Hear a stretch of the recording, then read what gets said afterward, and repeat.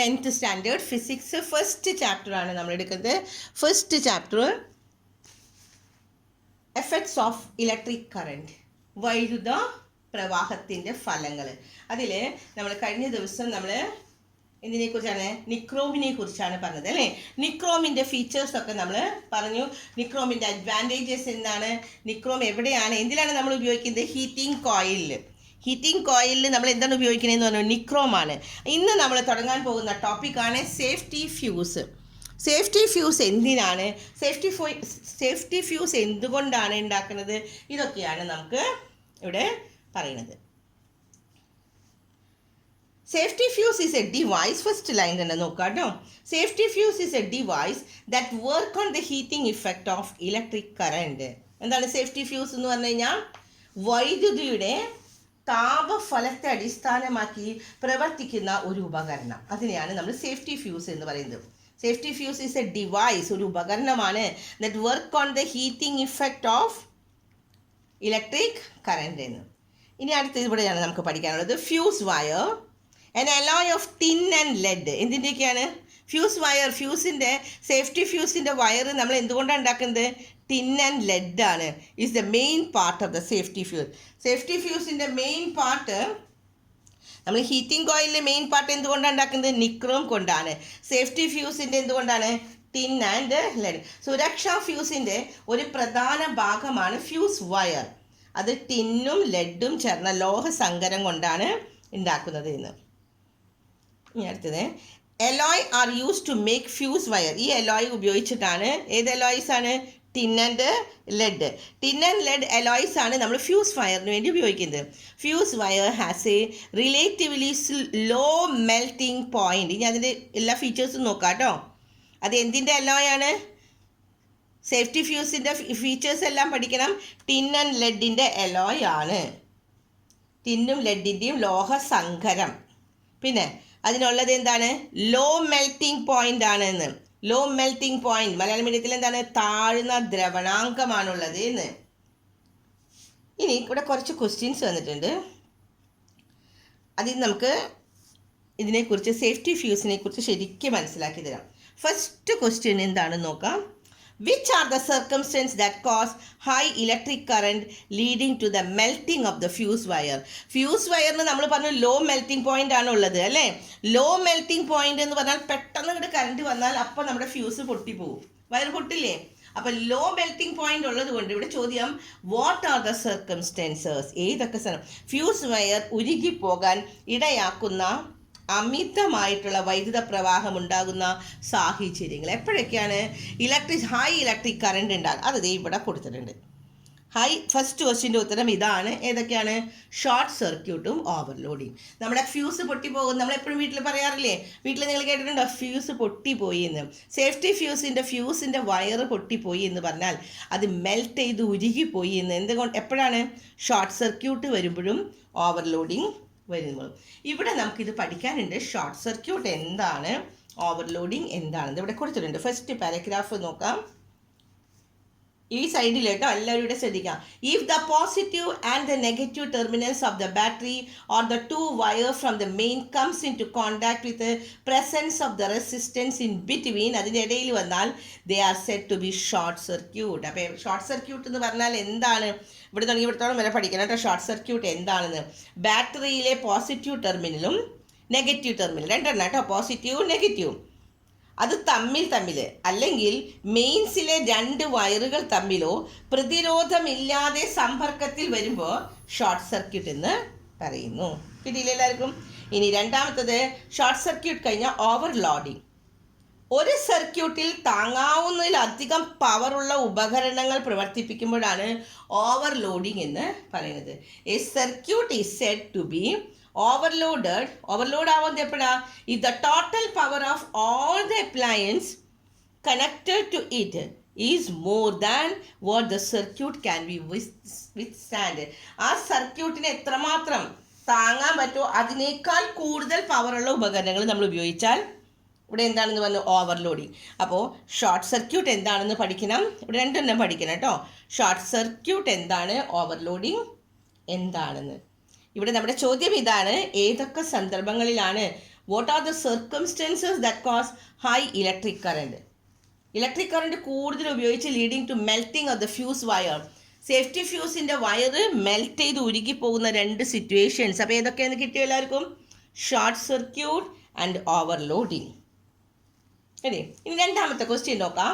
How is the fuse wire connected to the circuit? ഈ സർക്യൂട്ടിൽ fuse wire എങ്ങനെയാണ് connect ചെയ്തേക്കുന്നത്? ഫ്യൂസ് വയറിനെ സർക്യൂട്ടിൽ ഘടിപ്പിക്കുന്നത് ഏത് രീതിയാണെന്ന്. പാരലൽ ആണോ? അവിടെ തന്നെ ചോദ്യത്തിൽ തന്നെ തന്നിട്ടുണ്ട് ഉത്തരം. സീരീസ് ആണോ പാരലൽ ആണോ എന്ന്, ശ്രേണിയായിട്ടാണോ സമാന്തരമായിട്ടാണോ എന്ന്. സർക്യൂട്ടിൽ ഏതിലാണ്? അല്ല, ഈ സേഫ്റ്റി ഫ്യൂസിലെ ഫ്യൂസ് വയർ എപ്പോഴും കണക്ട് ചെയ്യുന്നത് സീരീസ് ആയിട്ടാണ്, ശ്രേണി ആയിട്ട്. ചോദ്യത്തിൽ തന്നെ ഉണ്ട് കേട്ടോ, സീരീസ് ആണോ പാരലൽ ആണോ എന്ന്. അപ്പോൾ സീരീസ് ആയിട്ട് അല്ലേ. ഇനി തേർഡ് ക്വസ്റ്റ്യൻ നോക്കാം. You know that according to the Joule's law, more heat will be produced when the electric current is increased. Electric current കൂടുതൽ കൊടുത്താൽ ഹീറ്റ് കൂടുതൽ ഉണ്ടാവും. നമ്മൾ ജൂൾസ് ലോയിൽ പഠിച്ചതാണ്. What happened to the fuse wire due to this? അങ്ങനെ കൂടുതൽ current കൊടുക്കുമ്പോൾ എന്ത് സംഭവിക്കും? ഇത് നമ്മൾ നേരത്തെ പറഞ്ഞതെന്ന് മനസ്സിലായി അല്ലേ? സേഫ്റ്റി ഫ്യൂസിൽ എന്താ ഉണ്ടാവുന്നത്? കറണ്ട് ഓവർലോഡ് വന്നാൽ, കറണ്ട് കൂടുതൽ അങ്ങോട്ട് ചെയ്താൽ, ഷോർട്ട് സർക്യൂട്ട് വന്നാൽ എന്ത് സംഭവിക്കും? അതിനെന്താ സംഭവിക്കുക? മെൽറ്റ് ചെയ്തു പോകും, ഉരുകി പോകുമെന്ന്. മലയാളം മീഡിയത്തിൻ്റെ ചോദ്യം നോക്കാം. സർക്യൂട്ടിലെ വൈദ്യുത പ്രവാഹം വർദ്ധിച്ചാൽ ജൂൾ നിയമം അനുസരിച്ച് കൂടുതൽ താപം ഉൽപ്പാദിക്കപ്പെടും. ഇതുമൂലം ഫ്യൂസ് വയറിന് എന്ത് സംഭവിക്കും? അത് ഉരുകി പോകും, മെൽറ്റ് ചെയ്യും. കാരണം ലോ മെൽറ്റിംഗ് പോയിന്റ് ആണ്. ആൻഡ് ദ ഫോർത്ത് ക്വസ്റ്റ്യൻ നോക്കാം.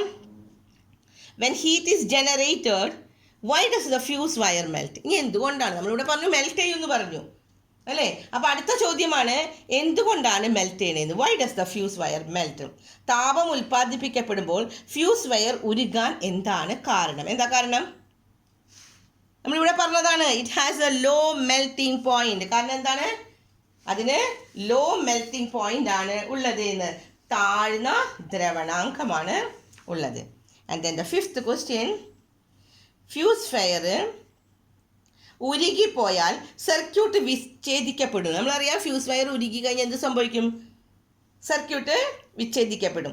ഈ അവസരത്തിൽ സർക്യൂട്ടിലെ വൈദ്യുത പ്രവാഹത്തിന് എന്ത് സംഭവിക്കും? അപ്പോൾ പിന്നെ നമ്മുടെ വീട്ടിൽ കറണ്ട് ഉണ്ടാവുമോ? What will happen when the fuse wire melt? The circuit is broken. Circuit broke ചെയ്യും. Then what happen to the current? കറണ്ടിന് എന്ത് സംഭവിക്കും? There will be no current. Current ഒന്നും ഉണ്ടാകില്ല. അപ്പോൾ ഈ 5 ക്വസ്റ്റ്യൻ്റെ ഉത്തരം എല്ലാവർക്കും കിട്ടി അല്ലേ? ഇനി ലാസ്റ്റിൽ 6ാമത്തെ ഒരു ക്വസ്റ്റ്യൻ ഉണ്ട്. Why is the fuse use in the circuit called safety fuse? എന്തുകൊണ്ടാണ് ഇതിനെ സേഫ്റ്റി ഫ്യൂസ് എന്ന് പറയണത് എന്ന്? സർക്യൂട്ടിൽ ഉപയോഗിക്കുന്ന ഫ്യൂസിനെ സേഫ്റ്റി ഫ്യൂസ് എന്ന് വിളിക്കാൻ കാരണം എന്താണ്? അതിൻ്റെ ഉത്തരം ഇവിടെയാണ്. സേഫ്റ്റി ഫ്യൂസ് എന്ന് വിളിക്കാൻ കാരണം എന്താണ്? സേഫ്റ്റി ഫ്യൂസ് എന്ന് പറഞ്ഞാൽ ഇവിടെയാണ് നമുക്കുള്ളത്. Safety fuse is a device which protectors, അത് നമ്മളെ സംരക്ഷിക്കുകയാണ്. ആൻഡ് ദ അപ്ലയൻസേഴ്സ്, നമ്മുടെ വീട്ടിലുള്ള ഉപകരണങ്ങളൊക്കെ ഫ്രം ദ ഡേഞ്ചർ, അപകടത്തിൽ നിന്ന്, when an excess current flows through the circuit. സർക്യൂട്ടിൽ കൂടെ എക്സസ് കറണ്ട് ഫ്ലോ ചെയ്യാൻ തുടങ്ങുകയാണെങ്കിൽ സേഫ്റ്റി ഫ്യൂസ് ആണ് നമ്മളെയും നമ്മുടെ വീട്ടിലുള്ള അപ്ലയൻസസിനെ, വീട്ടിലെ ഉപകരണങ്ങളെയൊക്കെ നീന്തും. ഒരു സർക്യൂട്ടിലൂടെ അമിത വൈദ്യുത പ്രവാഹം ഉണ്ടാകുന്ന മൂലം അപകടങ്ങളിൽ നിന്ന് നമ്മെയും ഉപകരണങ്ങളെയും, നമ്മുടെ വീട്ടിലുള്ള എല്ലാ ഉപകരണങ്ങളെയും സംരക്ഷിക്കാനുള്ള സംവിധാനമാണ് സുരക്ഷാ ഫ്യൂസ് എന്ന് പറയുന്നത്. അപ്പോൾ ഈ 6 ക്വസ്റ്റ്യൻസ് എല്ലാവർക്കും കിട്ടിയില്ലേ? സേഫ്റ്റി ഫ്യൂസ് എന്താണ്? സേഫ്റ്റി ഫ്യൂസിൻ്റെ ഏതൊക്കെയാണ് അതിൽ ഉപയോഗിച്ചിരിക്കുന്ന അലോയ്, ടിൻ ആൻഡ് ലെഡ് ആണെന്ന് പറഞ്ഞു. അതിന് ലോ മെൽറ്റിംഗ് പോയിന്റ്, താഴ്ന്ന ദ്രവണാങ്കമാണുള്ളത്. പിന്നെ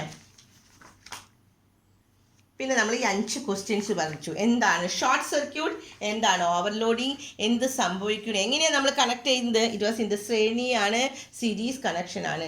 ഇനി why it is called safety fuse. ഇത്രയുമാണ് സേഫ്റ്റി ഫ്യൂസിനെ കുറിച്ച് നമുക്ക് പഠിക്കാനുള്ളത്. ഇനി അതിലൊരു ക്വസ്റ്റ്യനും കൂടി ഉണ്ട്. വീടുകളിൽ നമ്മൾ ഫ്യൂസ് വയർ വെക്കുന്ന സമയത്ത് എന്തൊക്കെയാണ് ശ്രദ്ധിക്കേണ്ട കാര്യങ്ങൾ എന്ന്. When A fuse wire is included, ഒരു ഫ്യൂസ് വയർ വെക്കുന്ന സമയത്ത് in the house hold wiring, വീട് പണിത് നമ്മൾ വയറിംഗ് ഒക്കെ നടത്തില്ലേ? അപ്പോൾ സേഫ്റ്റി ഫ്യൂസ് വെക്കുന്ന സമയത്ത് what are the precautions to be taken? എന്തൊക്കെയാണ് നമ്മൾ എടുക്കേണ്ട പ്രിക്കോഷൻസ് എന്ന്.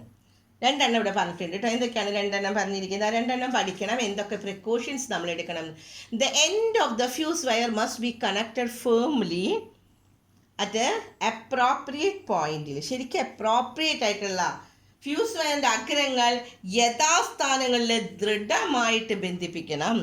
എവിടെയാണോ അപ്രോപ്രിയേറ്റ് ആയിട്ട് സ്ഥലത്ത് യഥാസ്ഥാനങ്ങളിൽ എവിടെയാണോ വെക്കേണ്ടത് അവിടെ ശരിക്കും നമ്മളിത് ബന്ധിപ്പിക്കണം, എന്നുവെച്ചാൽ യോജിപ്പിച്ച് വെക്കണം. രണ്ടാമത്തത്, the fuse wire should not project out of the carrier base. എന്ത് ചെയ്യാൻ പാടില്ല? ഫ്യൂസ് വയർ കാരിയർ ബേസിൽ നിന്ന് പുറത്തേക്ക് തള്ളി നിൽക്കരുത് എന്ന്. അപ്പോൾ ഇത്രയുമാണ് നമുക്ക് സേഫ്റ്റി ഫ്യൂസിനെ കുറിച്ച് നമുക്ക് പഠിക്കാനുള്ളത്. അടുത്ത ടോപ്പിക്കാണ് ഇലക്ട്രിക് പവർ. ഇനി എന്താണ് ഇലക്ട്രിക് പവർ നോക്കാം. ഇലക്ട്രിക് പവറിൽ നമുക്ക് ഇവിടെയാണ് പഠിക്കാനുള്ളത്. ഇലക്ട്രിക് പവർ ആൻഡ് ഇലക്ട്രിക് ഇവിടെ കണ്ടില്ലേ? And electric appliances work by making use of electric energy. Electric power എന്ന് വെച്ചാൽ എന്താണ്? ഇലക്ട്രിക് എനർജി ഉപയോഗിച്ച് നമ്മൾ അപ്ലയൻസ് ഉപയോഗിക്കുമ്പോൾ ഇറ്റ് ഹാസ് എ പവർ, അതിനൊരു പവർ ഉണ്ടാവുമെന്ന്. ശരിയോ? നമ്മൾ എന്താണ് വൈദ്യുതി ഉപയോഗിച്ച് പ്രവർത്തനം ചെയ്യുന്ന സമയത്ത് ആ വൈദ്യുത ഉപകരണത്തിൽ ഒരു പവർ ഉണ്ടാവും. ഇനി യൂണിറ്റ് സമയത്ത് ചെയ്യുന്ന പ്രവൃത്തിനെയാണ് പവർ എന്ന് പറയുന്നത്. What is power? Power is the work. ഇവിടെ നിന്ന് പഠിക്കാം. Power is the work done by a unit time. പിന്നെ അവർ ഈ കള്ളിയിലൂടെ തന്നിട്ടുണ്ട്. എന്താന്ന് നോക്കാം. The amount of the energy consumed by an electric appliances in unit time is its power. So what is power? അത് പഠിക്കണം, ബൈ ഹാർട്ട് ചെയ്യണം കേട്ടോ. എന്താണ് പവർ എന്ന് പറഞ്ഞാൽ? The amount of energy consumed by an electrical appliances. ഏത് electrical appliances ആയാലും, ഇപ്പോൾ ഏത് ഉപകരണങ്ങൾ, ഇലക്ട്രിക്കൽ ഉപകരണങ്ങൾ, അത് കൺസ്യൂം ചെയ്യുന്ന എനർജി ഓഫ് ദ കറണ്ട് അല്ലേ, എമൗണ്ട് ഓഫ് ദ എനർജി എത്ര അത് കൺസ്യൂം ചെയ്യുന്നു അതിനെയാണ് നമ്മൾ എന്തെന്ന് പറയുന്നത്? ഇറ്റ്സ് എ പവർ എന്ന് പറയുന്നത്. മലയാളം മീഡിയത്തിൽ നോക്കാം. യൂണിറ്റ് സമയത്തിൽ ഒരു വൈദ്യുത ഉപകരണം വിനിയോഗിക്കുന്ന വൈദ്യുത ഊർജമാണ്. ഒരു യൂണിറ്റിൽ കേട്ടോ, അതാണ് ശ്രദ്ധിക്കേണ്ടത്. ഒരു യൂണിറ്റ് സമയത്തിൽ ഒരു വൈദ്യുതോപകരണം വിനിയോഗിക്കുന്ന വൈദ്യുതോർജ്ജമാണ് വൈദ്യുത പവർ. അപ്പോൾ പി ഈക്വൽ ടു ഇക്വേഷൻ പഠിക്കാം കേട്ടോ. അടുത്ത നമുക്ക് ഇക്വേഷൻ, എല്ലാ ഇക്വേഷൻസും നന്നായിട്ട് പഠിക്കുന്ന ടൈപ്പ് ആണല്ലേ. പി ഈക്വൽ ടു എന്താണ്? പി എന്ന് പറഞ്ഞാൽ power. Power is equal to work by ജൂളാണ്, പ്രവൃത്തി ബൈ സമയം ആണ് എന്ന്. അതാണ് W/T. അപ്പോൾ equation by heart P equal to എന്താണ്? W/T. ഇനി what is the unit of the power? പവറിൻ്റെ യൂണിറ്റ് എത്രയാണ്? പവറിൻ്റെ യൂണിറ്റ് ഒരു വാട്ട് എന്ന് പറയും, W, അല്ലെങ്കിൽ joule per second. Joule per second എന്ന് പറയുന്നതും വാട്ട് എന്ന് പറയുന്നതും സെയിം ആണ് കേട്ടോ. ഇനി ഇവിടെ നമ്മൾ നേരത്തെ പഠിച്ചൊരു കാര്യമാണ് പറയുന്നത്. According to the Joule's law അനുസരിച്ചിട്ട് ദ ഹീറ്റ് ജനറേറ്റഡ് H, ഉൽപ്പാദിപ്പിക്കപ്പെടുന്ന ഹീറ്റിന് നമ്മൾ എന്ത് കൊടുക്കാണ്? H എന്ന് കൊടുക്കുകയാണെങ്കിൽ in an electric circuit is an interval of the time T second, സമയത്തിന് T കൊടുക്കുകയാണെങ്കിൽ H ഈസ് ഈക്വൽ ടു എന്താണ്? നമ്മൾ പഠിച്ചതാണ് Joule's law. H is equal to I² RT അല്ലേ.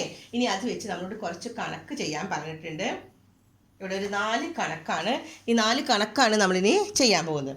ഫസ്റ്റ് കണക്ക് നോക്കാം, നെക്സ്റ്റ് പേജിലാണ് കേട്ടോ. എന്താണ്? H is equal to I² RT. എളുപ്പമാണ് കേട്ടോ ഈ കണക്കുകൾ. നോക്കാം. ഇവിടെ നമുക്ക് ഈ ഫോർമുലാസ് ആണ് കേട്ടോ. ഈ ഫോർമുലാസ് നമ്മൾ കഴിഞ്ഞ ക്ലാസ്സിലൊക്കെ പറഞ്ഞു തന്നതാണ്. എന്താണ് നമ്മൾ പഠിച്ചത്? പി കാണാനുള്ള ഫോർമുലാസ്. പി കാണാൻ നമ്മൾ 3 ഫോർമുലാസ് നമ്മൾ പഠിച്ചിരുന്നു. H കാണാനായിട്ട് 3 ഫോർമുലാസ് നമ്മൾ പഠിച്ചിട്ടുണ്ട് അല്ലേ. ഏതൊക്കെയായിരുന്നു? P is equal to W/T, പിന്നെ P is equal to QV/T, പിന്നെ P is equal to IV. ഇത്രയും പഠിച്ചില്ലേ? അതേപോലെ H is equal to VIT, പിന്നെ H is equal to I² RT, H is equal to V²T/R ആണ്. അപ്പോൾ ഇവിടെ നമ്മൾ ഏതൊക്കെ ഫോർമുല നമുക്ക് തന്നിരിക്കുന്നത് എന്തൊക്കെയാണ് അത് വെച്ചിട്ടാണ് നമ്മൾ ചെയ്യേണ്ടത്. ഇവിടെ ഇത് മാത്രമേ പഠിക്കാനുള്ളൂ. ഇതൊക്കെ നമ്മൾ നേരത്തെ പറഞ്ഞിരിക്കുന്നതാണ്. P ഈസ് ഈക്വൽ ടു എല്ലാ ഐതിയാനേക്കത്താണ്. അപ്പോൾ ഇവിടെ ഇതാണ് പഠിക്കേണ്ടത്. Unit, the unit of the electric power is what. നേരത്തെ പറഞ്ഞതല്ലേ ഞാൻ, ഇലക്ട്രിക് പവറിൻ്റെ യൂണിറ്റ് എന്താണ്? വാട്ട് അല്ലെങ്കിൽ എന്ത് കൊടുക്കാം? ജൂൾ പെർ സെക്കൻഡ് എന്ന് കൊടുക്കാം. ഇനി പ്രോബ്ലംസ് ചെയ്തേക്കുന്നത് നോക്കാം. ഫസ്റ്റ് പ്രോബ്ലം സിമ്പിളായിട്ടുള്ള കണക്കുകളാണ് കേട്ടോ. ആ ഇക്വേഷൻ ഒന്ന് നോക്കിയാൽ മതി. An appliance of power 540 watt. അപ്പോൾ പി ആണ് അല്ലേ? പി തന്നിട്ടുണ്ട് എത്രയാണ്? 540 watt is use in A branch സർക്യൂട്ടിൽ ഇഫ് ദ വോൾട്ടേജ്, അവിടുത്തെ വി തന്നിട്ടുണ്ട് എത്രയാണെന്ന്? 230 വി ആണെങ്കിൽ വാട്ട് ഈസ് ദ ആംബറേജ്? ആംബറേജ് എന്ന് പറഞ്ഞാൽ ഐ ആണ് നമുക്ക് കാണേണ്ടത് അല്ലേ? ഒരു സർക്യൂട്ടിലെ ഒരു ഉപകരണം 500, മലയാളം മീഡിയത്തിൻ്റെ ചോദ്യമാണ് കേട്ടോ വായിക്കുന്നത്. ഒരു സർക്യൂട്ടിലെ ഒരു ഉപകരണം 540 വാട്ട് പവർ ഉപയോഗിക്കുന്നു. വോൾട്ടേജ് 230 വാട്ട് എങ്കിൽ ആംബറേജ് എത്രയാണെന്ന് കണക്കാക്കാൻ. ആംബറേജ് കാണാനുള്ള ഇക്വേഷൻ എന്താണ്? Wattage by voltage. I is equal to W by V. എഴുതി വെക്കാട്ടോ. ഇക്വേഷൻസ് എല്ലാം ഞാൻ പറഞ്ഞു ഒരു പേജിലേക്ക് നിങ്ങൾ എഴുതി വയ്ക്കുക. അപ്പോൾ നമ്മൾ ഈ പഠിക്കുന്നത് എല്ലാം ഇടയ്ക്കിടയ്ക്ക് ഒന്ന് റിവൈസ് ചെയ്യണം. അപ്പോൾ ആംബറേജ് ഐ ഈസ് ഈക്വൽ ടു എന്താണ്? W ബൈ വി എന്ന് പറഞ്ഞാൽ ഇവിടെ W എത്രയാണ് തന്നിട്ടുണ്ട്. എത്രയാണ്? എത്ര വാട്ടാണ്? 540 വാട്ട് ബൈ 230 ആണ്. 540 ബൈ 230 അവർ ഡിവൈഡ് ചെയ്ത് ഇവിടെ തന്നിട്ടുണ്ട് 2.34 ആംപറേജ്, അല്ലെങ്കിൽ അത് 2.4. നിങ്ങൾ 2.34 എഴുതിയാലും മതി. അപ്പോൾ കിട്ടിയില്ലേ? ഇവിടെ ഇക്വേഷൻ ഇത്രയേ ഉള്ളൂ. W ബൈ വി, ഡബ്ല്യൂയും തന്നിട്ടുണ്ട് വിയും തന്നിട്ടുണ്ട്. അപ്പോൾ ആംപറേജ് ആയി കണ്ടൂടെ. ഇനി അടുത്ത ക്വസ്റ്റ്യൻ, സെക്കൻഡ് ക്വസ്റ്റ്യൻ നോക്കാം. A heating appliances has a resistance of 115 ohm. 6 if 2A എന്ന് കണ്ടാൽ അപ്പം നമുക്കറിയാം അതെന്താണെന്ന്. ഐ ആണ് അല്ലേ? കറണ്ട് അല്ലേ? 2 ആംപിയർ എന്താണ്? Current flows through it. What is the power of the appliances? ഇവിടെയും പി കാണാൻ പറ്റുന്നുണ്ട്. അതിൽ ഐയും 6 തന്നേക്കണേ. ഐയും 6 തന്നാൽ പി കാണണമെങ്കിൽ നമുക്ക് എന്ത് ചെയ്താൽ മതി? I square R equation. P is equal to എന്താണ്? ഐയും 6 തന്നിട്ടുണ്ടെങ്കിൽ ഐ സ്ക്വയർ 6 ആണ്. അപ്പോൾ നമ്മൾ എന്താ എഴുതേണ്ടത്? ഇവിടെ തന്നിട്ടുണ്ട് കേട്ടോ. പി ഈസ് ഈക്വൽ ടു എന്താണ് പറയുന്നത്? P is equal to V square 6, P is equal to I square 6, P is equal to H by T അല്ലേ? അപ്പോൾ ഏതാണ് തന്നിരിക്കണമെങ്കിൽ അത് വെച്ചിട്ട് ചെയ്യണം. അപ്പോൾ ഇവിടെ നോക്കാം. P is equal to I square 6 വെച്ചാണ് നമ്മൾ ചെയ്യാൻ പോകുന്നത്. അപ്പോൾ പി ഈസ് ഈക്വൽ ടു ഐയും 6ഉം തന്നിട്ടുണ്ടെങ്കിൽ P is equal to I square 6 എഴുതിക്കാം കേട്ടോ. അപ്പോൾ ഐ എത്രയാണ്? ഐ ഇവിടെ തന്നിട്ടുണ്ട് 2A ആണ് അല്ലേ? അപ്പോൾ 2ന്റെ സ്ക്വയർ ഇൻറ്റു പിന്നെ എത്രയാണ്? 6. റെസിസ്റ്റൻസ് വരുന്നത് പ്രതിരോധം 115 ആണ്. അപ്പോൾ 2ന്റെ സ്ക്വയർ 4 ഇൻറ്റു 115 നമുക്ക് കിട്ടിയ എത്രയാണ്? 460 വാട്ട് എന്ന്. 460 വാട്ട് കിട്ടിയില്ലേ? ഇനി തേർഡ് ക്വസ്റ്റ്യൻ ആണ്. ഈ ഒരു ക്വസ്റ്റ്യൻ നമ്മളോട് തന്നെ ചെയ്യാൻ പറഞ്ഞിരിക്കുകയാണ്. അത് നമ്മുടെ ഇക്വേഷൻ ഉണ്ട്. പിന്നെ തന്നിട്ടുണ്ടെല്ലാം 230 മലയാളം മീഡിയത്തിൻ്റെ ചോദ്യം നോക്കാം. 230 വോൾട്ടേജിൽ പ്രവർത്തിക്കുന്ന ഒരു വൈദ്യുതി ബൾബിലൂടെ 0.4A എന്ന് കണ്ടാൽ നമുക്ക് അപ്പം അറിയാം അത് ഐ ആണ് കേട്ടോ. ആംപെയർ എന്ന കറണ്ടാണ്. വൈദ്യുതി പ്രവഹിക്കുന്നുവെങ്കിൽ ബൾബിൻ്റെ പവർ എത്രയാണ്? അപ്പോൾ ഇവിടെ എന്തൊക്കെ തന്നിരിക്കുന്നത്? വിയും ഐയും തന്നിട്ടുണ്ട്. ഇംഗ്ലീഷ് കൊണ്ട് ചോദ്യം നോക്കാം. A current of 0.4A flows through an electric bulb working at a 230 voltage. What is the power of the bulb? രണ്ടും തന്നിട്ടുണ്ട്. P is equal to എന്താണ്? P നമ്മൾ പഠിച്ചതാണ് എന്താണ്? V ഇൻറ്റു ഐ ആണ്. V ഇൻറ്റു ഐ നമ്മൾ equation വെച്ച് ഞാൻ ചെയ്ത് കാണിച്ചു തരാം. അത് നമുക്ക് ചെയ്യാനുള്ളതാണ്, ടെക്സ്റ്റിൽ ചെയ്തിട്ടിട്ടില്ല. അപ്പോൾ നോക്കാം എല്ലാവരും. P is equal to ഏത് ഫോർമുലയാണ്? P is equal to V I ആണ്. അതിൽ വി എത്രയാണ്? 230 വാട്ടാണ്. ഐ ഈസ് ഈക്വൽ ടു 0.4 ആണ്. Then P is equal to V into I. 230 into 0.4. 230 into 0.4 എന്ന് പറഞ്ഞാൽ ഇവിടെ ഒരു 0 കൊണ്ട് ഇൻറ്റു ചെയ്യുമ്പോൾ പോയിന്റ് പോയി. അപ്പോൾ 23 ഇൻറ്റു 4 ചെയ്താൽ മതി. 23 ഇൻറ്റു 4 92. അവിടെ എഴുതണം. പവറാണ്. പവർ കാണാനായിട്ട് ആയതുകൊണ്ട് എന്താണ് അതിൻ്റെ യൂണിറ്റ് എന്താണ്? വാട്ട്. W കേട്ടോ. 92 വാട്ട് എന്ന് എഴുതണം. അപ്പോൾ നമ്മൾ ഈ പാഠത്തിലത്തെ ഈ ടോപ്പിക്കിൽ നമ്മൾ പ്രോബ്ലംസ് കഴിഞ്ഞു. അടുത്ത ടോപ്പിക്കാണ് lighting effect of electric current. വൈദ്യുത പ്രവാഹത്തിൻ്റെ പ്രകാശഫലങ്ങൾ. നമ്മൾ ഹീറ്റിൻ്റെ കഴിഞ്ഞു കേട്ടോ. നമ്മൾ ടെക്സ്റ്റ് തുടങ്ങിയപ്പോൾ തന്നെ, ഈ പാഠം തുടങ്ങിയപ്പോൾ തന്നെ ഞാൻ പറഞ്ഞിരുന്നു ഇലക്ട്രിക് എനർജീനെ transferred into heat energy and the light energy. 2 പാർട്ടാണ് പറഞ്ഞത് അല്ലേ. കെമിക്കൽ എനർജി നമ്മൾ കഴിഞ്ഞ കൊല്ലം പഠിച്ചു എന്ന് പറഞ്ഞു. ഇക്കൊല്ലം നമ്മൾ പഠിക്കാൻ പോകുന്നത് ഹീറ്റ് എനർജിയും ലൈറ്റ് എനർജിയുമാണ്. അപ്പോൾ അതിലെ ഫസ്റ്റ് ഭാഗം കഴിഞ്ഞു, ഹീറ്റ് എനർജി കഴിഞ്ഞു. ഇനി നമുക്കുള്ളത് എന്താണ്? ലൈറ്റ് എനർജിയാണ്. ലൈറ്റുകൾ നമ്മുടെ നിത്യജീവിതത്തിൽ നമ്മൾ കാണുന്ന, നമ്മൾ ഉപയോഗിക്കുന്ന, നമ്മുടെ വീടുകളിൽ നമ്മൾ ഉപയോഗിക്കുന്ന, നമ്മൾ കാണുന്ന എല്ലാ ലൈറ്റുകളെയും കുറിച്ചാണ് ഇനി നമ്മൾ പഠിക്കാൻ പോകുന്നത്. അത് നമുക്ക് അടുത്ത ക്ലാസ്സിൽ പറഞ്ഞുതരാം. ഓക്കെ.